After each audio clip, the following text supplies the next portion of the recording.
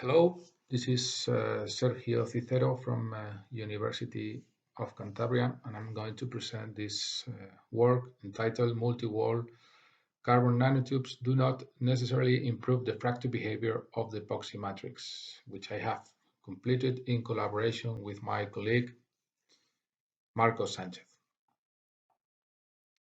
The contents of the presentation are as follows. First of all, an introduction. Why did we perform this research? Then I will explain the materials and the methods used in the investigation, the results and the corresponding discussion, and finally the conclusions.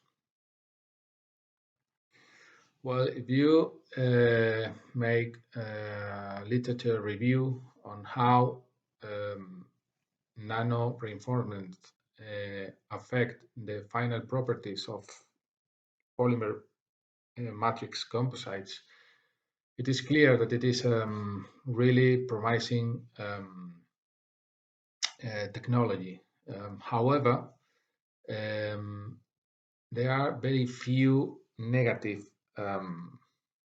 reported results, in the sense that there are occasions on which the addition of nano things do not affect positively the final mechanical properties. We had an experience before with polyamide 6 and graphene oxide in the sense of that we obtained negative results, and we have obtained also positive results with PLA and graphene. So we have experiences on both sides of this story. Then another material to be analyzed in our case is epoxy with carbon nanotubes, because epoxy, it is a polymer that it is used with structural applications, so it was quite interesting for us.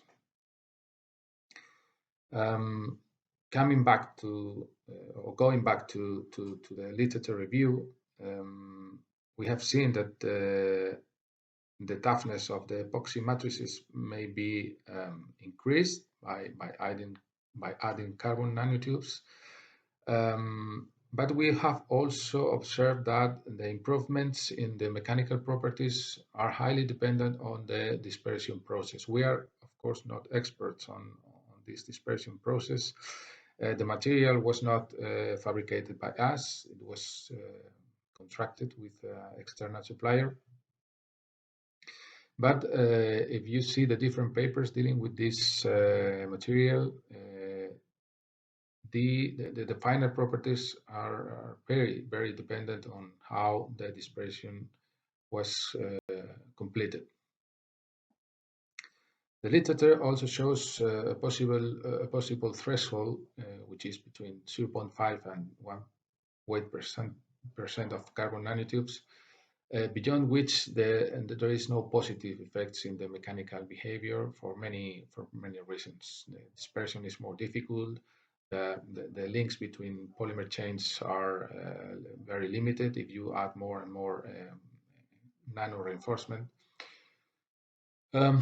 And in any case, the overall feeling on this is that the impact on tensile and fracture property is not clear enough.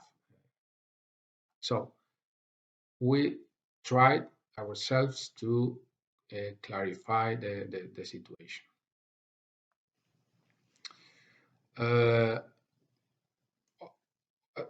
Additionally, we studied the fracture process on epoxy, on the epoxy nano reinforced composite, not only in cracked conditions but also in notched conditions. So we, in the different fracture specimens, we introduced different types of defects, starting from cracks and finishing with notches up to 2 millimeter notch radius. This is the experimental program. We combine different carbon nanotubes contents from 0, this is just epoxy, up to 1 weight percentage, and different notch radii varying from 0 millimeters, that is crack-like defects, up to 2 millimeters. And here in the figure you may see the geometry of the tensile specimens and also the geometry of the fracture specimens. Here you have the results of the tensile specimens, on which we may see the first problem on the materials analyzed. Yes, if you add more and more amounts of multi-wall carbon nanotubes, the material becomes more rigid. That is, the Young modulus increases. There you see the bold numbers for the Young modulus, which, yes, it increases with the content of carbon nanotubes. But if you look at the results on the ultimate tensile strength and also on the ductility, generally there is a high impact in negative terms of the carbon nanotubes, the multi-walled carbon nanotubes, in such a way that these properties, ultimate tensile strength and strain under maximum load,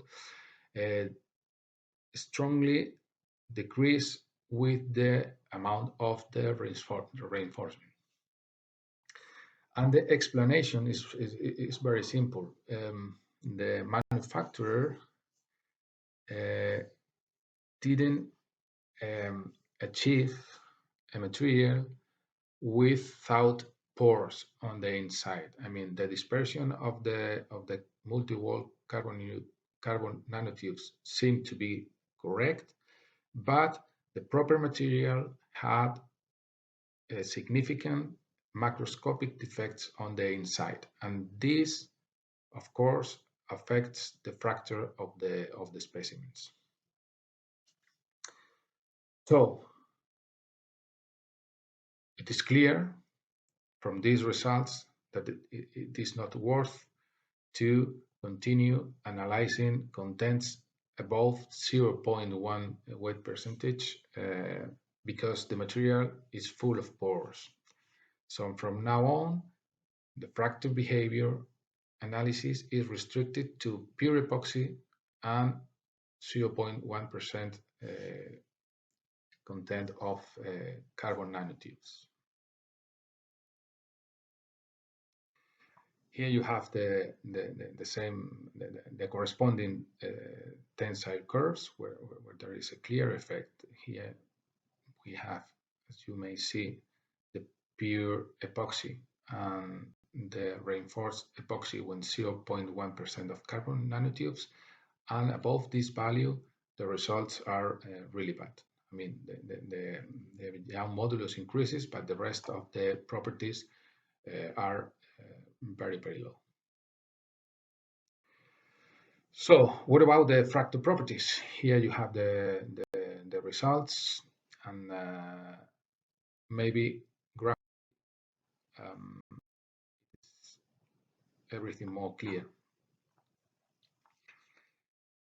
Here we have the apparent fracture toughness, including the proper fracture toughness of the material for a notch, for a crack-like defect, and how this apparent fracture toughness, how the fracture resistance of the material significantly increases with the notch radius.